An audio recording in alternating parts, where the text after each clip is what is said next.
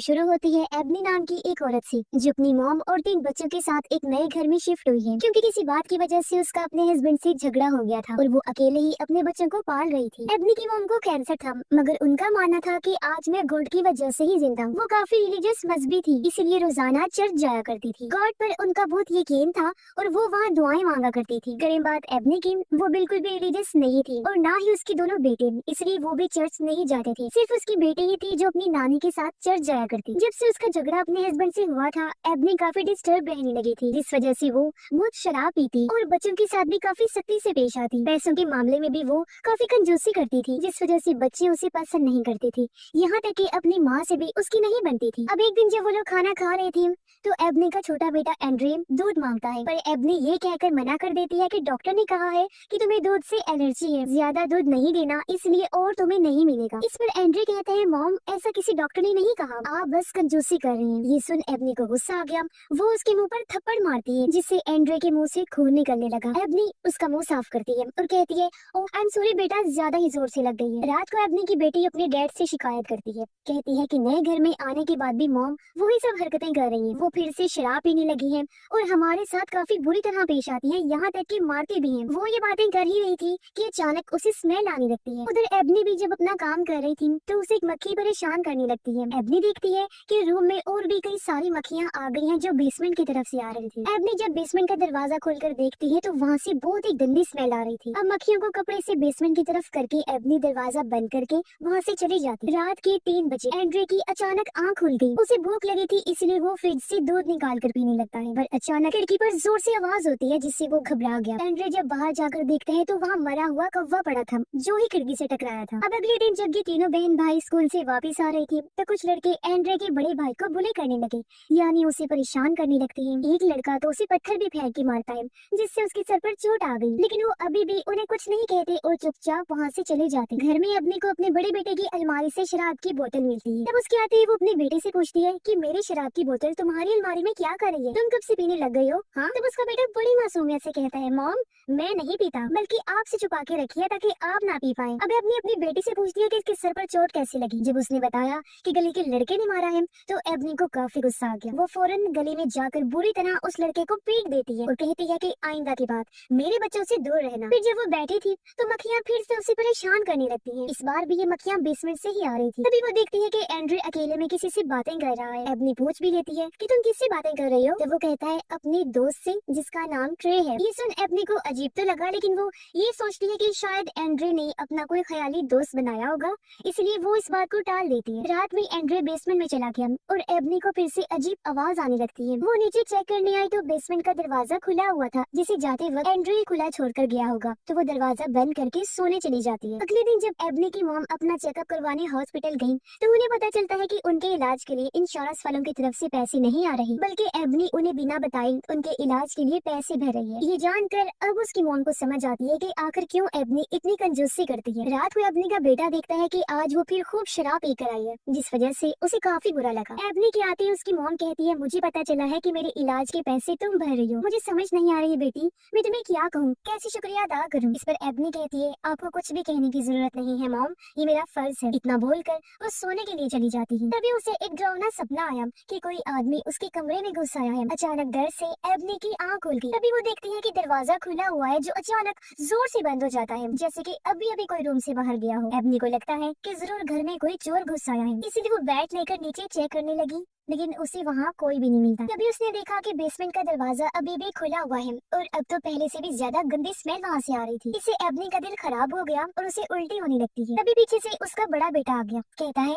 जब आपने मेरी अलमारी चेक की तो वहाँ से मेरे पैसे क्यों लिए? एबनी कहती है, पहले तो मुझे ये बताओ कि इतने सारे पैसे तुम्हारे पास आए कहाँ से? तो वो बताता है कि वो पैसे मुझे डैड भिजवाते हैं, मैं पैसे जोड़ रहा हूँ ताकि अलग कहीं और जाकर रह सकूँ, क्योंकि मैं आपके साथ नहीं रहना चाहता। वो अपने पैसे वापिस मांगता है। इससे एबनी को गुस्सा आ गया। वो अपने बेटे के मुंह पर थप्पड़ मारती है। उसके बेटे को भी गुस्सा आया, वो एबनी को धक्का मार देते हैं जिससे वो नीचे गिर गई। इससे उसका तो जैसे दिमाग ही खराब हो गया। वो उठती है अपने बेटे को मारने के लिए, लेकिन तभी यहाँ एंड्री आने लगता है ताकि अपने भाई की मदद कर सके, मगर वो किसी चीज से टकराकर नीचे गिर जाता है। तभी अपनी जल्दी से जाकर उसे संभालती है। एबनी का बड़ा बेटा उसे ताना देता है कि वाह मॉम वाह, आप तो अपने बच्चे को लेकर बहुत अच्छा माँ होने का फर्ज निभा रही हैं। आपको तो बेस्ट मॉम होने का अवार्ड मिलना चाहिए। इतना बोलकर गुस्से में वो चला गया। कुछ देर बाद एबनी उसके पैसे वापस रख देती है और कहती है कि बेटा प्लीज तुम मुझे छोड़ के मत जाना, मैं खुद को बदलने की कोशिश कर रही हूँ, प्यार से रहूंगी तुम लोगों के साथ। अब मक्खियों और बदबू से परेशान होकर अगले दिन एबनी प्राइस कंट्रोल वालों को बुलाती है बेसमेंट को चेक करने, और वहाँ से मरी हुई बिल्ली मिलती है। लेकिन बिल्ली हटाने के बदले वर्कर बहुत सारे पैसे मांगता है। एबनी के पास इतने पैसे नहीं थी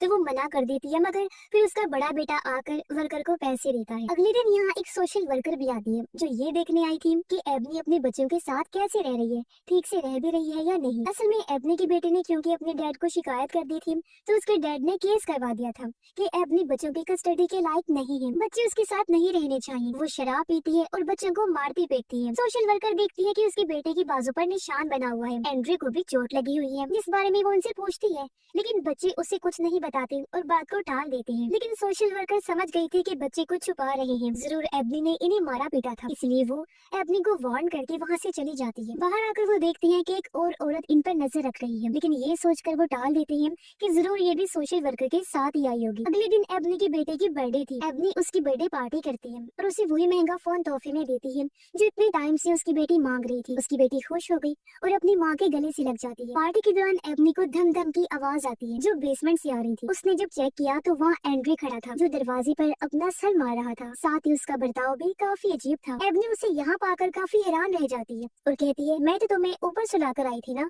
तो तुम फिर यहाँ क्या कर रही हो। तब एंड्री जवाब देता है कि मैं अपने दोस्त ट्रे से मिलने आया था जो बेसमेंट में बने एक होल में रहता है। एबनी को ये चीज काफी अजीब लगी। एंड्री को जब उसने चेक किया तो उसे तेज बुखार था, इसलिए एबनी उसे वापस ऊपर उसके कमरे में ले जाकर सुला देती है। पार्टी खत्म होने के बाद एबनी देखती है कि एंड्री फिर से नीचे खड़ा हुआ है और ये तीसरी बार था जब वो अपने बेड से उठकर आ गया था। और क्योंकि एबनी को भी काफी नींद आ रही थी इसलिए वो एंड्री को फिर से ऊपर भेजकर सोने के लिए चली जाती है। लेकिन आधी रात को फिर से पूरे घर में धम धम की आवाजें आने लगती है। इस बार ये आवाजें सभी को सुनाई दे रही थी। एबनी चिल्लाकर बच्चों को कहती है कि शोर मत करो, चुप करके सो जाओ, लेकिन जब फिर भी आवाजें नहीं रुकती तो एबनी को गुस्सा आ गया। वो बच्चों के पास जाती है चेक करने और हम बच्चों की चीखों की आवाजें सुन पाते। ये आवाजें सुनकर एबनी की मॉम भी वहाँ आ गई जो देखती है कि बच्चे डरे सहमे दीवार के साथ बैठे हुए हैं और उनके सामने अजीब हालत में एबनी बैठी हुई थी। सारे सूरत हाल देखकर एबनी की मॉम को काफी अजीब लगा। वो बच्चों से पूछती है कि यहाँ क्या हो रहा है। तो बच्चे कहते हैं कि मॉम हमें दीवार के साथ पटक के मार रही थी। इस पर एबनी रोते हुए कहती है कि नहीं मॉम,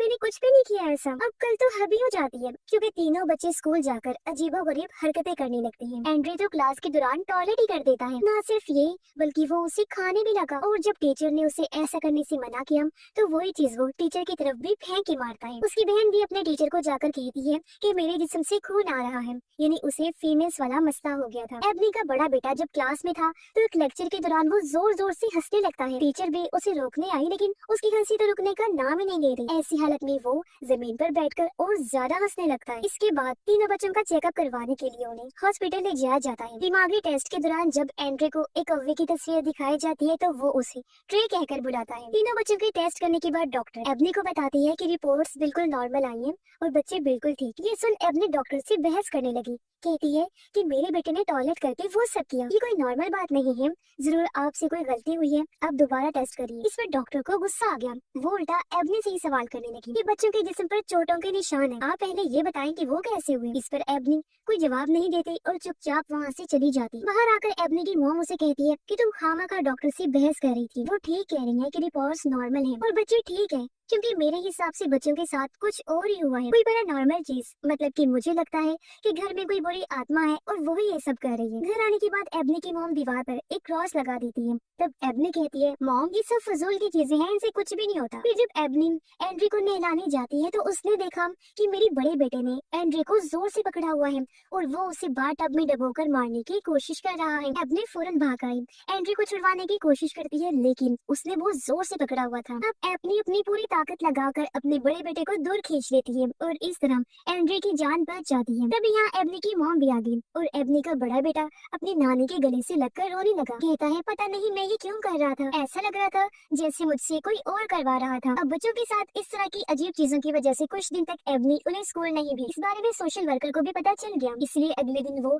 बच्चों को देखने आती है, लेकिन एबनी उसे बच्चों से मिलने नहीं देती और उसे समझाने की कोशिश करती है कि मेरे बच्चों के साथ बहुत अजीब चीजें हो रही हैं। तभी एबनी की मॉम बहुत गुस्से में बैग लेकर यहाँ आ जाती है और वो सोशल वर्कर को अपने घर से धक्के मारकर निकाल देती है। बाहर वही अजीब औरत फिर से आई हुई जो उनकी तस्वीरें ले रही होती है। तब एबनी की मॉम उसे भी गालियाँ देकर वहाँ से भगा देती है। इसके बाद एबनी की मॉम अपने चर्च वालों के पास मदद मांगने के लिए जाती है। उन्होंने बताया कि हमारे घर में कोई बुरी आत्मा है तो आप हमारी मदद कीजिए, पर चर्च वालों ने मना कर दिया कि हम आपकी कोई मदद नहीं कर सकते इस मामले में, आप किसी और से जाकर मदद मांगे। उधर एबनी से मिलने वही अनजान औरत आती है जिसे सोशल वर्कर की ही साथी समझ रही है, लेकिन वो कोई और ही थी। वो एबनी को बताती है कि मैं जानती हूँ तुम परेशान हो, तुम्हारे साथ अजीब चीजें हो रही हैं क्योंकि तुम्हारा घर भूतिया है, तुम मुसीबत में हो और मुझे तुम्हारी मदद करने के लिए गॉड ने भेजा है क्योंकि मैं एक प्रीस्ट हूँ। वो एबनी को इस घर की तारीख के बारे में बताती है और उसे एक फैमिली की तस्वीर दिखाकर कहती है कि 20 साल पहले इस घर में एक फैमिली रहा करती थी और उनके छोटे बेटे के साथ भी वही सब हुआ था जो अब आपके बेटे एंड्रे के साथ हो रहा है। उन्होंने हर तरह से अपने बेटे का इलाज करवाया था लेकिन उसे जरा सा भी फर्क नहीं पड़ा था। तब जाकर उन लोगों ने मुझसे बात की मदद मांगी। ये सुनकर एबनी कहती है फिर आपने उस बच्चे का एग्जॉर्सिज्म किया होगा, यानी उस आत्मा को बच्चे के अंदर बुलाकर उसे भगाना। तब प्रीस्ट कहती है कि नहीं, मैं कोई एग्जॉर्सिस्ट नहीं हूँ जो एग्जॉर्सिज्म करती, बल्कि मैं तो एक प्रीस्ट हूँ और मैंने तब उस पर डिलीवरेंस किया था जो एक्सॉर्सिज्म से अलग होता है। इसमें उस बुरी आत्मा को भगाने के लिए हमें किसी के अंदर बुलाना नहीं पड़ता बल्कि सिर्फ किसी होली चीज जैसे कि होली वाटर इसी तरह की कोई और पाक साफ चीज से उस बुरी आत्मा को छूकर भगाया जाता है, यानी जिस पर हमें शक हो कि इसके अंदर आत्मा है, जैसे कि इस टाइम तुम्हारे बेटे एंड्रे के अंदर लग रहा है। आगे प्रीस्ट बताती है मगर उस टाइम मैं डिलीवरेंस करने में कामयाब नहीं रही थी, वो फेल हो गया था जिस वजह से मैं उनके बच्चे को नहीं बचा पाई, वो मर गया। लेकिन बच्चे की मौत के बाद भी सब वैसा ही रहा। कुछ टाइम बाद उस बच्चे की मॉम को पता नहीं क्या हुआ, आधी रात को उसने अपने सोए हुए हस्बैंड को मार डाला, कुल्हाड़ी से उसका सर काटकर। फिर उसने अपनी बेटी को भी मार दिया और आखिर में अपनी भी जान ली। अब एबनी उस फैमिली के बच्चे का नाम पूछती है जिसकी सबसे पहले मौत हुई थी। तो प्रीस्ट बताती है कि उसका नाम ट्रे था। ये सुन एबनी चौंक जाती है। वो प्रीस्ट को बताती है कि एंड्रे ने अपना एक ख्याली दोस्त बनाया हुआ है जिसका नाम भी उसने मुझे ट्रे ही बताया था। प्रीस्ट कहती है वो कोई दोस्त नहीं है, दुश्मन है, क्योंकि वो एक शैतान है जो बच्चों के सामने बच्चों के ही रूप में आता है ताकि वो उन्हें धोखा दे सके और वो ऐसे करते करते तुम्हारे बेटे को ले जाएगा। अब ये सुनकर एबनी को गुस्सा आ गया क्योंकि वो गॉड पर तो यकीन रखती नहीं, शैतान पर क्या रखती। इसलिए वो प्रीस्ट को कहती है ये क्या बकवास लगा रखी है और उसे और भी खरी खोटी सुनाकर वहाँ से जाने लगती है। पर जाते जाते प्रीस्ट जबरदस्ती उसे अपना एड्रेस देते हुए कहती है कि रख लो, तुम्हें इसकी जरूरत लाजमी पड़ेगी, तुम आओगे मेरे पास देखना। उधर घर में एबनी की मॉम को एक शैतानी आवाज सुनाई देती है जो उनका नाम पुकार रही थी। वो काफी घबरा गई और जल्दी से होली किताब लेने जाती है, मगर वापस आने पर घर के सारे डीमंस उन पर हमला करके उन्हें जान से मार डालते हैं। एबनी जब घर आई तो देखती है कि दीवार पर लगा हुआ क्रॉस जल रहा था जिससे पूरा धुआं घर में फैल रहा था और जब वो आग बुझाने जाती है तो अपनी मोम की लाश को पड़ा हुआ देखती है जिससे वो बहुत ज्यादा घबरा गई, रोने लगती है। तभी सीढ़ियों से एंड्रे उतर कर आया और ऊपर से दोनों बच्चों के चिल्लाने की आवाज आई, इसलिए फौरन एबनी बच्चों को लेकर वहाँ से जाने लगती है। तभी रास्ते में एंड्रे का बर्ताव काफी बदल गया। वो एबनी को कहता है कि तुम्हारी माँ की मौत की जिम्मेदार तुम खुद ही हो और एकदम से उसकी आंखें पूरी तरह काली पड़ जाती है। ये देख एबनी काफी डर गई और गाड़ी पर से उसका ध्यान हट गया। सामने से आ रहे ट्रक को वो देख नहीं पाती, पर इससे पहले ट्रक उससे टकराता है। ठीक टाइम पर वो गाड़ी को संभाल लेती। फिर एक जगह गाड़ी रोककर वो पास की होटल में जाती है मदद मांगने। वो उनसे रो रो कर कहती है कि कोई मेरे बच्चों को मारना चाहता है। जब वो लोग देखने गई तो सब कुछ बिल्कुल नॉर्मल था और बच्चे भी बिल्कुल ठीक बैठे हुए थे। ये देखकर उन लोगों को एबनी पर काफी गुस्सा आया और वो उसे ही पागल कहने लगती है। इसके बाद एबनी के दिमाग का टेस्ट किया जाता है। डॉक्टर उससे पूछती है क्या तुम अभी भी शराब पीती हो, लेकिन वो झूठ बोल देती है कि नहीं, मगर डॉक्टर ने उसका झूठ पकड़ लिया था क्योंकि उसका ड्रिंक वाला टेस्ट पॉजिटिव आ गया था। इसलिए बच्चों की कस्टडी एबनी से छीनकर एक चर्च को दे दी जाती है। बच्चों को उसके सामने ही ले जाया जाता है और वो कुछ नहीं कर पाती, बस देखती ही रही। इन सब की वजह से उसकी आंखों में आंसू थे और अब थक हार कर वो प्रीस्ट के पास जाती है उससे मदद मांगने के लिए। हॉस्पिटल में सोशल वर्कर एंड्रे को देखने आती है जिसकी हालत बिगड़ती जा रही थी। नर्स उसे बताती है कि एंड्रे काफी अजीब बर्ताव कर रहा है, पता नहीं कैसी आवाजें निकाल रहा था। कुछ देर पहले तो वो किसी और ही जुबान में बात कर रहा रहा था। उधर प्रीस्ट एबनी को बताती है कि तुम्हारे घर में बहुत सारे डीमंस हैं और उन्हीं में से किसी एक ने तुम्हारे बेटे एंड्रे को पोजेस्ट कर लिया है, यानी कि अपने कंट्रोल में, और उसी के जरिए वो तुम्हारे बाकी दोनों बच्चों को भी कंट्रोल कर पा रहा है। वो तुम्हारे जैसे कमजोर लोगों को अपना शिकार बनाता है, लेकिन अब मैं तुम्हें ताकतवर बनाऊंगी और तुम्हें गॉड पर यकीन करना सिखाऊंगी। प्रीस्ट उसे यहाँ हिम्मत देती है और प्रे करना, दुआएं मांगना सिखाती है। हॉस्पिटल में सोशल वर्कर एंड्रे से बात करने जाती है, तो वो शैतानी आवाज में कहता है कि मैं एंड्रे नहीं हूँ। वो पूछती है तो फिर तुम कौन हो? तब एंड्रे के अंदर का डेमन कहता है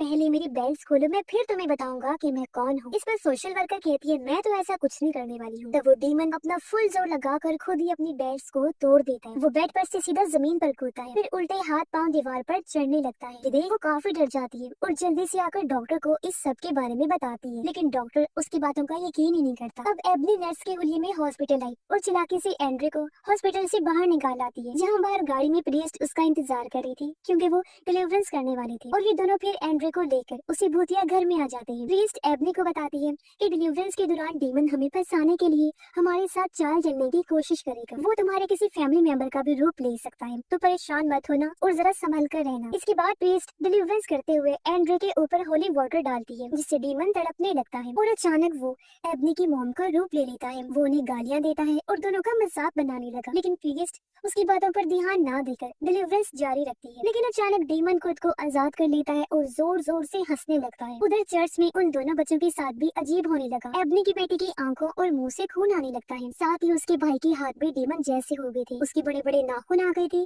जिनसे वो अपने ही सीने को खुरचकर जख्मी करने लगता है। प्रीस्ट एबनी को ऊपर भेज देती है और अकेले ही डीमन का सामना करने लगती है, लेकिन जो डीमन था वो फिर से एंड्रे का रूप ले लेता है और वहाँ से गायब हो चुका था। अब इससे पहले प्रीस्ट कुछ समझ पाती, डीमन उसका गला पकड़ लेता है और दीवार पर पटक के मारने लगता है। वो उसका बहुत बुरा हाल करता है, कभी वो उसे बालों से घसीट कर मारता है तो कभी हवा में उड़ाकर और फिर नीचे गिराता रहता है। कुछ टाइम बाद एबनी नीचे चेक करने आई। वो देखती है कि प्रीस्ट जख्मी हालत में जमीन पर पड़ी हुई है और उसके पास ही एंड्रे बैठकर हंस रहा होता है। फिर अचानक वो गायब हो गया। एबनी प्रीस्ट के पास आई जिसकी हालत बहुत खराब थी। वो आखिरी सांसें गिन रही थी। वो एबनी को कहती है कि मैं फेल हो गई और उसे होली वाटर देते हुए कहती है कि अब ये काम तुम्हें ही करना होगा। इतना बोलकर वो अपना दम तोड़ देती है। इसके बाद अपनी एंड्रे को ढूंढने लगी। उसे तलाश करते हुए वो बेसमेंट में आ जाती है, लेकिन एंड्रे उसे कहीं नहीं मिलता। फिर अचानक वो उसके सामने आ गया। बिना टाइम गवाए एबनी उस पर होली वाटर डाल देती है, जिससे डीमन को तकलीफ होने लगी और वो गुस्से में आकर एबनी पर हमला कर देता है। वो उसे बालों से घसीटता है, फिर एबनी का ही रूप लेकर उसका गला घोंटकर मारने की कोशिश करता है, लेकिन अभी डीमन उसकी जान नहीं लेता क्योंकि वो उसे तड़पाने, तकलीफ देने के लिए टॉर्चर करता है। ऐसा करके वो उसे कमजोर कर रहा था और जब एबनी पूरी तरह से टूट जाती है तो वो एबनी को मारने के लिए आता है। वो पैर रख के उसका गला घोंटकर जान लेने की कोशिश करता है और एबनी मौत के काफी करीब आ गई, जहाँ तभी उसे ख्याल में अपनी मॉम दिखाई दी जो उसकी गॉड से बात करवाती है। ऐसा होते ही एबनी के अंदर अच्छी सोच और हिम्मत आती है और उसके अंदर की सारी बुराई निकल जाती है, जिससे वो काफी ताकतवर बन गई थी क्योंकि अब उसका भी गॉड पर भरोसा बन गया था। एक बार फिर वो डीमन पर डिलीवरेंस करती है, जिससे डीमन जलने लगता है और पूरी तरह जलकर खाक में बदल जाता है। ऐसा होते ही चर्च में एबनी की बेटी जो हवा में उड़ रही थी वो वापस बेड पर आ जाती है और एकदम नॉर्मल हो गई। एबनी का बेटा जो खुद को खा रहा था वो भी रुक जाता है और डीमन बेसमेंट में बने उसी होल से वापस चला जाता है जहाँ से वो आया था, यानी कि हेल जहन्नुम में, और सब कुछ बिल्कुल ठीक हो जाता है। इसके बाद हम सीधा 6 महीने के बाद का टाइम देखते हैं, जहाँ एबनी को अपने बच्चों की कस्टडी वापस मिल गई थी। वो और उसके बच्चे बहुत खुश। एबनी ना सिर्फ ये घर बल्कि ये शहर भी छोड़ के चली जाती है। उसकी अपने हस्बैंड से भी सुलह हो गई थी और वो बच्चों के साथ अपने हस्बैंड के पास ही जा रही होती है, जहाँ ये एक खुशहाल फैमिली की तरह रहने का फैसला करते हैं। एबनी भी बिल्कुल ठीक हो गई थी और उसने शराब पीना भी छोड़ दी थी और ये फैमिली हमेशा एक होकर रहने का फैसला करती है और इसी हैप्पी एंडिंग के साथ ये फिल्म इधर ही खत्म हो जाती है।